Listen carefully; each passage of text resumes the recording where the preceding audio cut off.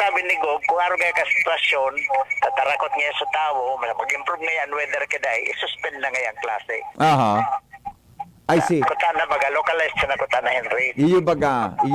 Pero, yan sa recommendation ko. Pero sa decision ni Gob, isuspend na dalugod ang bilog na klase sa bilog na Albay. Buong Albay ngunya na daw. Oo, private and public school. Opo.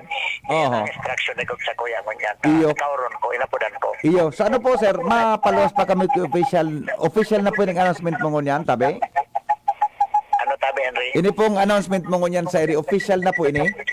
Official na tabi, tapos pag-ibo ko so advisory ka sa bago. Mhm. Ang instruction nga ni Gob, initial na sana, electronic signature, okay na dahito. Basta isuspend ng klase. I see. Wala man si gobernador, nasagaro na sa may si gobernador.